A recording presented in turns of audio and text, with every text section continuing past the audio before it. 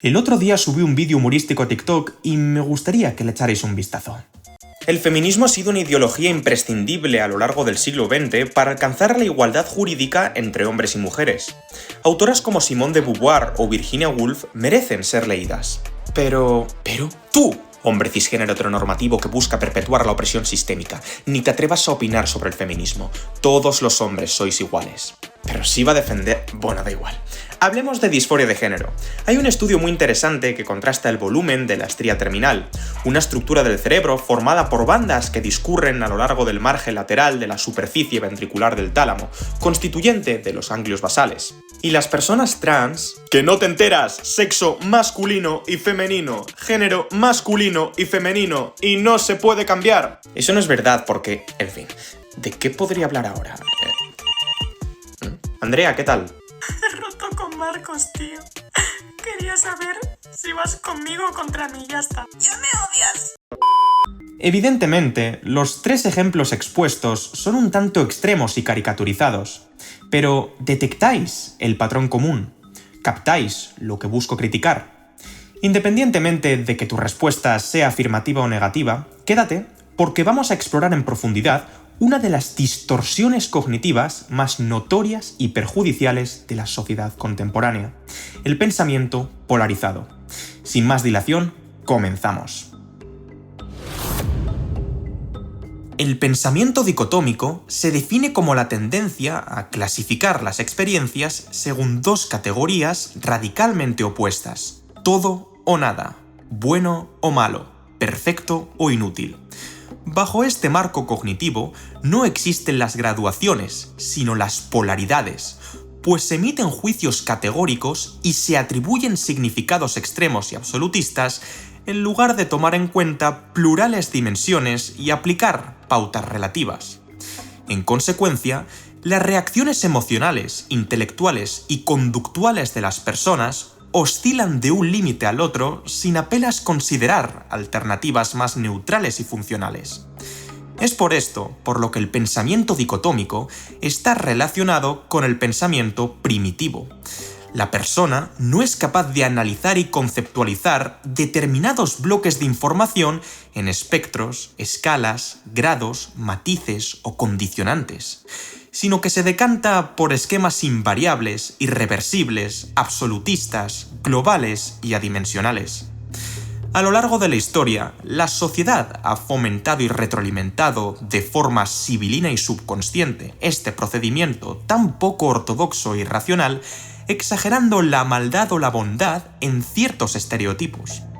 Un ejemplo bastante representativo es la constante concepción polarizada de la mujer, quien ha sido calificada por escritores y pensadores de distintas épocas con un filtro bivalente: bruja o santa, loca o cuerda, afable o rancia.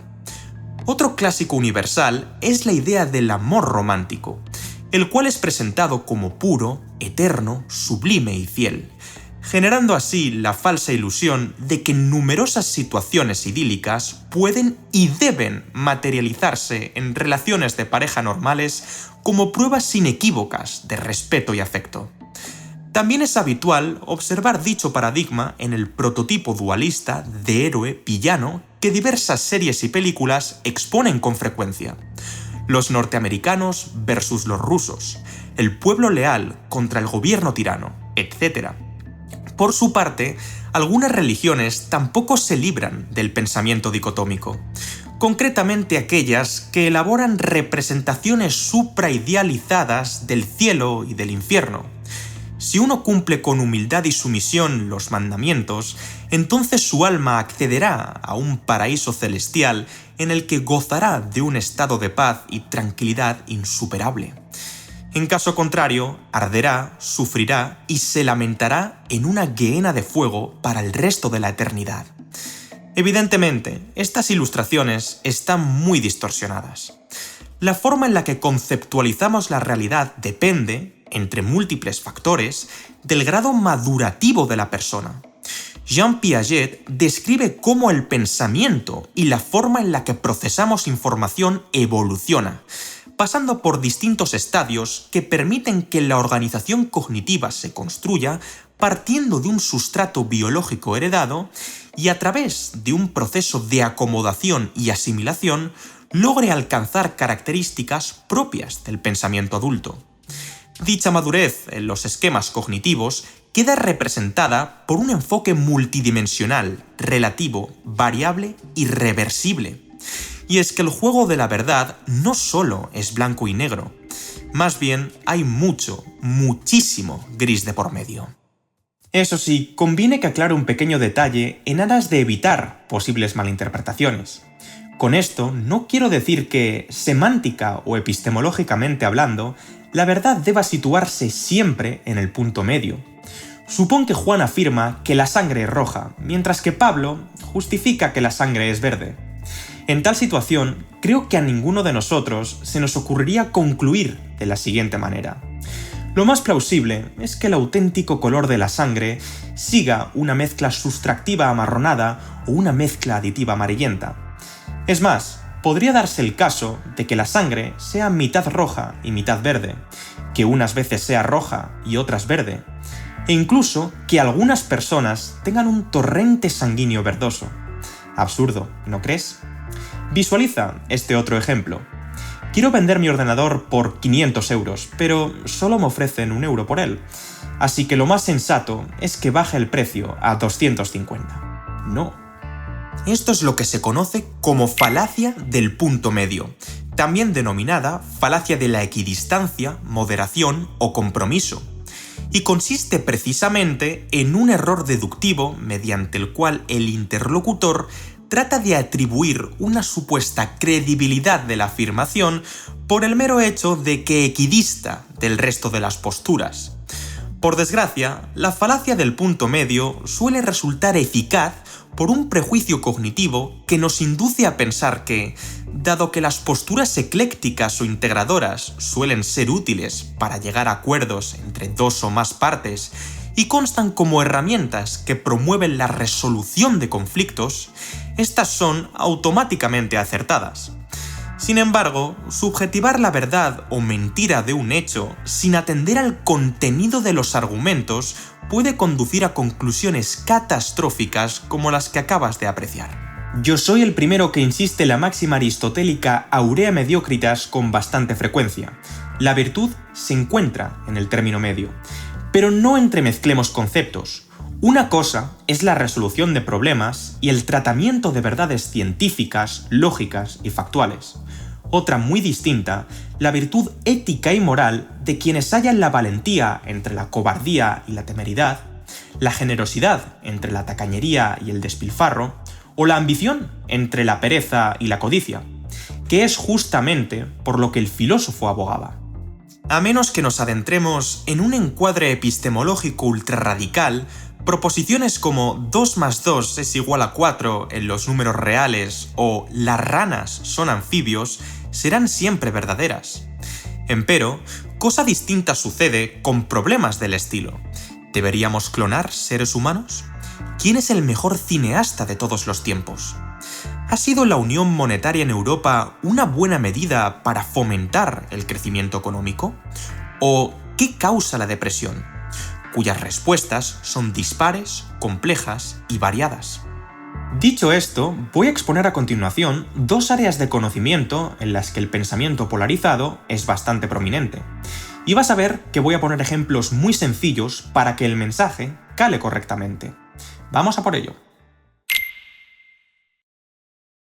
Es importante remarcar que el pensamiento dicotómico no es necesariamente patológico. De hecho, las personas que incurren en él suelen hacerlo por no estar lo suficientemente instruidas en el plano lógico, traspicar en sesgos cognitivos y heurísticos, o simple y llanamente como recurso humorístico, hiperbólico y satírico. De algún modo u otro, todos distorsionamos la información que recibimos, y hasta cierto punto, esto es aceptable. El problema surge cuando dicha distorsión polarizada en el procesamiento de la información se manifiesta de forma inflexible y estereotipada, generando así ciertas disfuncionalidades en el sujeto. Dentro del ámbito verbal, es frecuente que la dicotomía se exprese mediante frases cuyas estructuras gramaticales son rígidas y totalizantes. Por ejemplo, el excesivo uso de palabras como siempre, nunca, todo, nada o jamás suelen ser un indicador considerable de que el paciente está incidiendo en patrones conductuales y cognitivos patológicos. Otra señal importante es emplear con frecuencia conectivas lógicas demasiado restrictivas. Por ejemplo, la condicional sí, entonces, en sistemas abiertos y formando premisas falsas.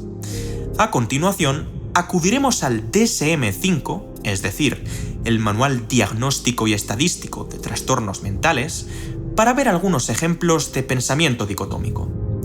En primer lugar, la depresión, en sus múltiples modalidades, encierra un modo distorsionado de procesar la información que se canoniza en la denominada tríada cognitiva, una visión negativa acerca de uno mismo, el mundo y el futuro.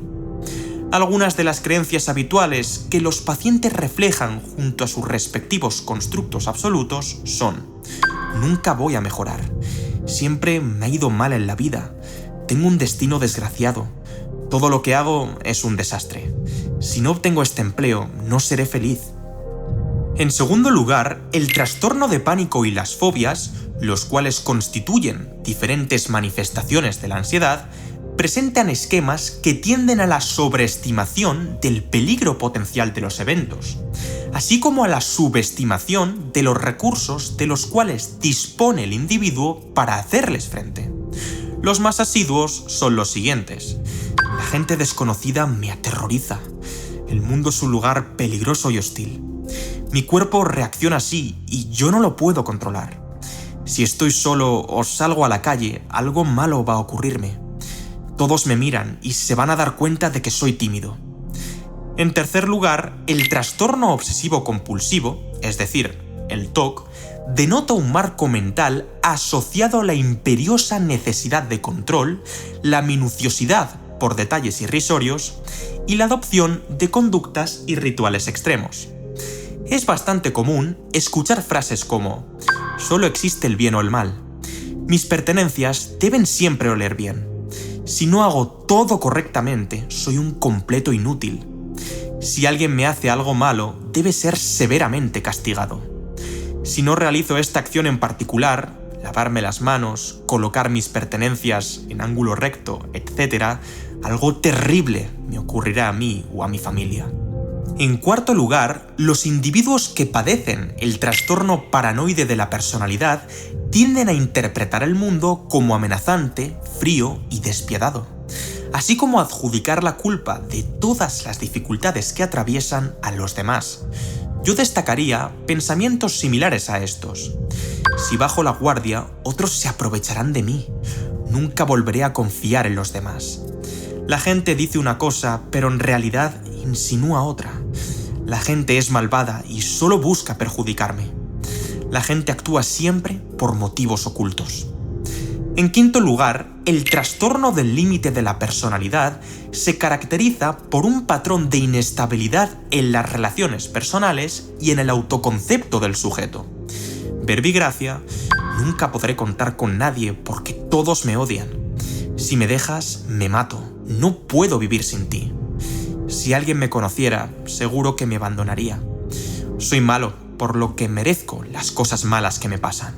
En sexto lugar, quienes sufren del trastorno de la personalidad por evitación muestran dificultades en la esfera social y relacional que cobran vida por medio de la timidez y del miedo exagerado a ser criticado por otros.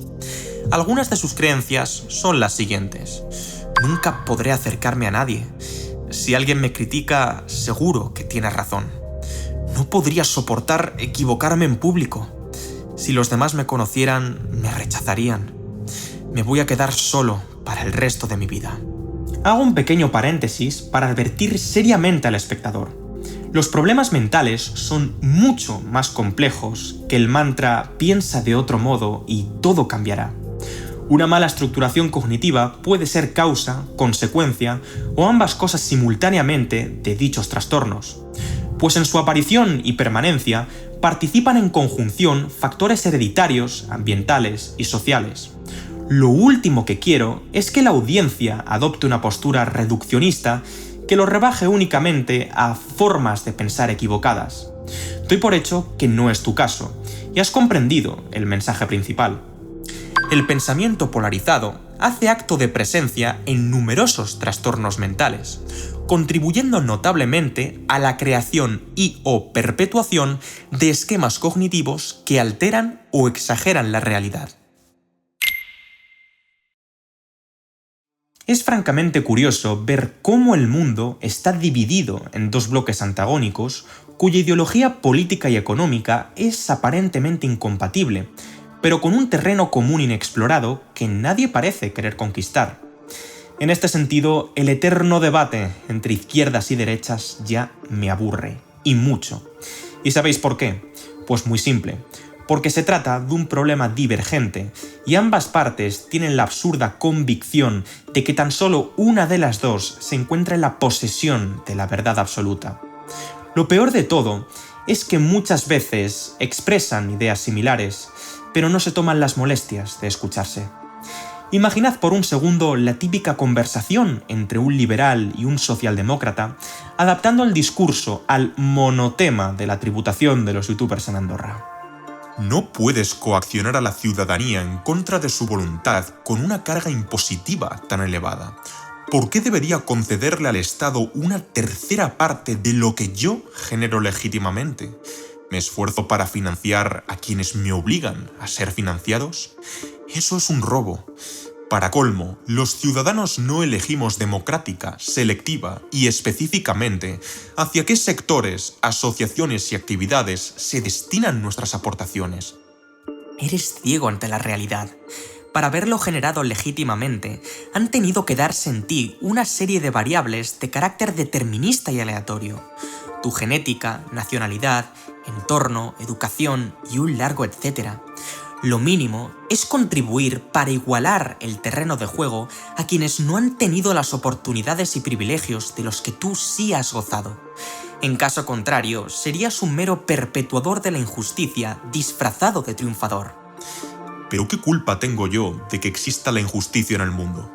¿Soy acaso el causante de que un niño de Zimbabue no tenga acceso a una escolarización digna? ¿Soy el culpable de que una mujer maltratada en la infancia por sus padres no haya podido desarrollar ciertas habilidades emocionales y cognitivas? ¿Soy el responsable de que un aspirante a jugador de fútbol sea propenso a lesionarse la rodilla desde su nacimiento? No me corresponde a mí arreglar todos estos problemas. Lo realmente injusto es que tú me obligues a hacerlo.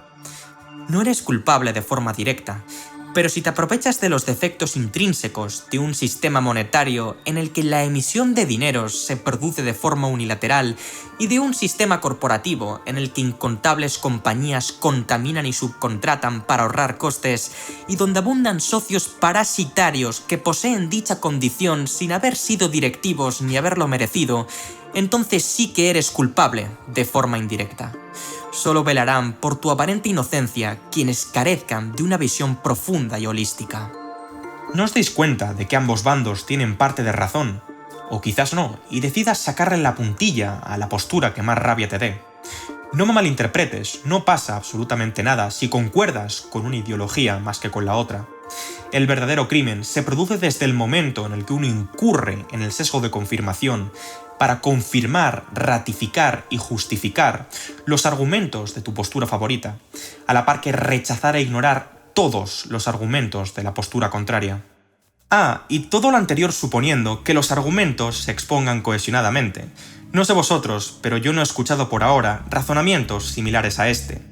Hay un punto de inflexión a partir del cual, bien sea en la acumulación de patrimonio o en la generación de ingresos, el sistema retribuye a los ricos por encima de lo que merecen, al aumentar su acceso y diversificación a activos financieros que no se corresponden necesariamente con un incremento en la demanda agregada o en el bienestar social, convirtiendo al tenedor, en cierto modo, en un privilegiado del sistema. En su lugar, observamos perlas similares a esta. Si eres rico y te marchas de España, eres un antipatriota insolidario que se aprovecha de los demás. y por lo tanto ya no merece volver a conducir por una carretera en territorio nacional. Es más, si fuera por mí, te quitaba la nacionalidad. Por la otra parte, los argumentos se han trabajado un poco más. Aún así, he echado en falta razonamientos del estilo. En efecto, dado que mis padres han tributado aquí, el Estado ha invertido en mí, para que luego yo decida largarme. Y estoy en el pleno derecho a hacerlo. Yo no he elegido nacer aquí. Tampoco he firmado un contrato, es decir, un acuerdo vinculante entre dos o más partes, en el que se transfieren derechos y obligaciones de forma voluntaria para recibir prestaciones públicas, a cambio de estar aquí durante el resto de mi vida, o al menos hasta que devuelva el importe de las mismas. En otras palabras, yo no he ofrecido mi consentimiento expreso para que se me adscriba a dicho sistema de asignación, distribución y captación de recursos económicos. Así pues, al no poder residir en territorio español sin desvincularme del pago de impuestos, pues, como la propia palabra indica, los impuestos son impuestos, no intencionados, me rehúso a financiar un Estado hipertrofiado que despilfarra una porción del dinero público en actividades improductivas o no tan necesarias como otras que requieren más prioridad. Y por supuesto, también me excluyo de recibir cualquier bien o servicio cubierto por las arcas públicas. Como último detalle, esto no va de ideologías, no va de derechas o izquierdas, sino de gestión de recursos. Dicho esto, estaré encantado de cumplir milimétricamente con mis obligaciones fiscales, las cuales podrían incluso constituir un importe similar al de mi país natal, con la salvedad de que no será aquí donde lo haga, sino que habré sido yo el que elige voluntaria y pacíficamente a qué comunidad política quiere pertenecer. Una que administre bien el capital. En su lugar, hemos escuchado cosas similares a «es mi vida, y hago lo que quiera con ella». Cuenta un dicho popular: si recoges 100 hormigas negras y 100 hormigas rojas y las introduces en un jarro, no pasará nada. Pero si tomas el jarro, lo sacudes violentamente y lo dejas en la mesa, las hormigas comenzarán a matarse entre sí. Las rojas creen que las negras son las enemigas, mientras que las negras creen que son las rojas. En realidad, resulta evidente que el verdadero enemigo es la persona que sacudió el jarro. Puesto en palabras llanas, creería conveniente que los interlocutores de este eterno debate recordaran con más frecuencia una variable explicativa importante. El mundo es jodido. Punto. No sabemos por qué estamos aquí, cuál es nuestro objetivo último, tanto a nivel individual como colectivo, si es que hubiera alguno, y para colmo, ningún ente superior, fuerza universal o deidad se encargará de reorganizar y transformar la materia para satisfacer nuestras necesidades vitales y protegernos de los peligros con los que nos brinda el entorno. Nos encanta culpar al gobierno o a las empresas de las desgracias que acaecen en el mundo, y sí, muchos de ellos promueven prácticas deplorables que empeoran el estado de las cosas, pero son muy pocos los que se cuestionan con sinceridad. ¿De verdad lo haría yo mejor? ¿No se podrá construir un proyecto común que integre elementos de ambas partes? De hecho, esta es una de las razones por las que yo rechazo categóricamente todos y cada uno de los sistemas económicos actuales, por lo menos holísticamente. No cometas el error de calificarme como liberal, socialista, socialdemócrata, mercantilista, republicano, utilitarista, feudal o totalitario. Yo no soy nada. Si bien algunos sistemas sí me resultan más funcionales que otros, considero que ninguno de ellos es plenamente capaz de resolver los problemas actuales del mundo por sí solo. Si me preguntan a mí, y sin profundizar en exceso en el tema, diría que uno haría bien en ser comunista en el hogar, utilitarista en la justicia, liberal en el comercio, socialdemócrata en la educación y republicano en las relaciones personales. Podría tener razón, o quizás no. Habrá un poco de error en mi acierto, o quizás un poco de acierto en mi error. Yo pienso que el autónomo está severamente castigado en mi país, y al mismo tiempo que pagar impuestos es importante. También creo que el capitalismo y la libertad de comercio han traído más prosperidad que ningún otro sistema económico inventado por el ser humano, y al mismo tiempo que estos guardan defectos intrínsecos susceptibles y exigibles de ser subsanados. Ahora yo te pregunto, ¿son ambas posturas incompatibles? ¿Soy acaso un socialista que pretende buscarle la ruina a mi pueblo utilizando la igualdad por bandera, o un anarcocapitalista cuyo adagio principal es el sálvese quien pueda? Yo creo que no. Insisto, la moraleja de este vídeo no es que recurras a la falacia del punto medio como si de la caja de Pandora se tratara. Algunas mujeres llevan burka en la cabeza, otras no llevan nada. Por lo tanto, lo moralmente aceptable y deseable es que todas las mujeres lleven un pañuelo en la cabeza. No. Lo realmente importante, insisto, es que aprendas a flexibilizar, relativizar y amoldar tus esquemas de pensamiento. Y esto es súper importante para desarrollar un pensamiento crítico, analítico y racional. Dicho esto, ¿serás capaz de hacerlo?